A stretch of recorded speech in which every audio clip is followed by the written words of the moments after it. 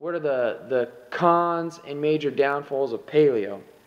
I get this all the time. People asking, different things about paleo, and the biggest complaints that I get back, the first one is that it's too expensive. All right. The first thing about that is people automatically think that if you go on paleo, then you have to eat the highest quality foods. Everything's got to be organic, and that's not the case. Main thing to focus in on if you're going to be eating paleo, because paleo, honestly, it's the way to go as far as eating is. And you don't have to always eat organic. You don't have to eat, the best top quality foods. You don't have to go to Whole Foods and get all your foods or anything like that. Get the best possible option that you can, the next best thing. So if you can't get organic, then, get the next best brand of chicken. If you can't get organic, cage-free chicken, or cage-free eggs, get the best,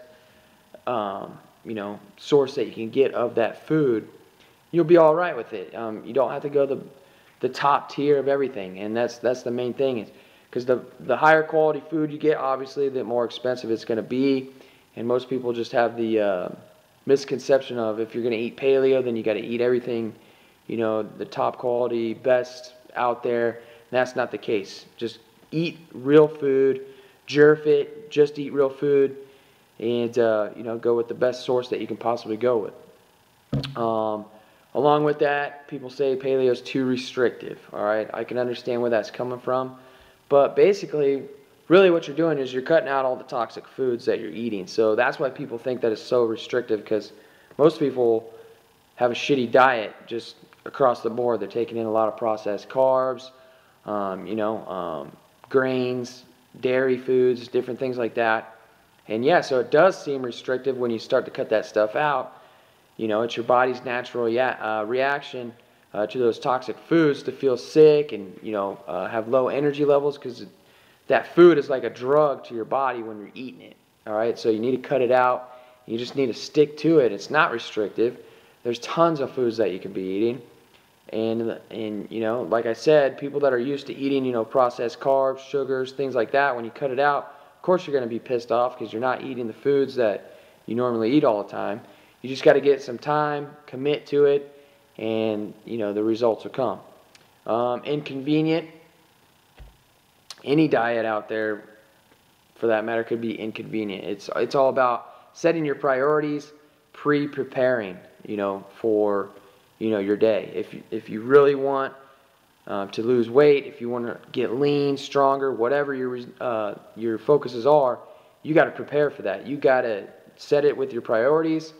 If you're somebody that's busy at work a lot and you're always on the go and you have a very short time window to work in, and you think it's inconvenient to get the right foods in, prepare the night before.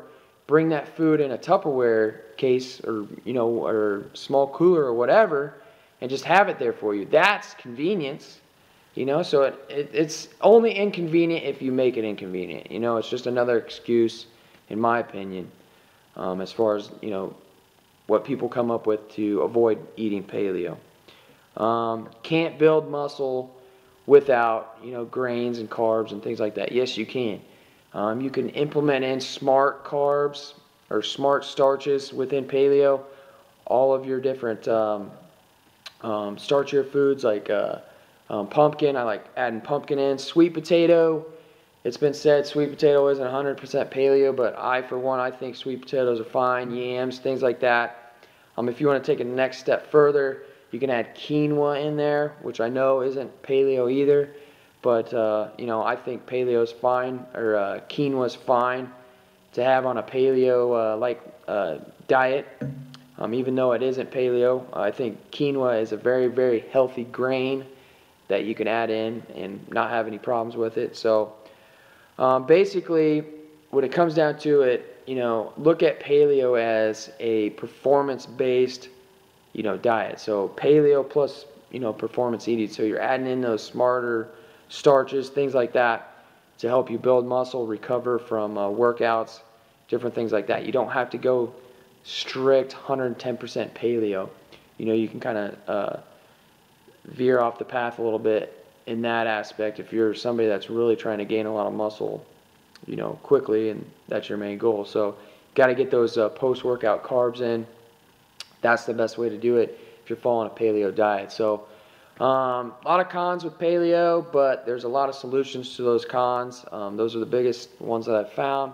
So I hope that answers your question. And if you were to ask me, paleo is the way to go.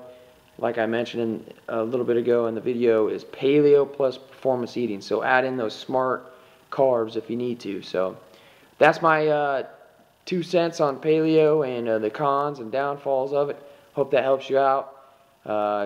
Keep living aggressive, get strong. Travis, out.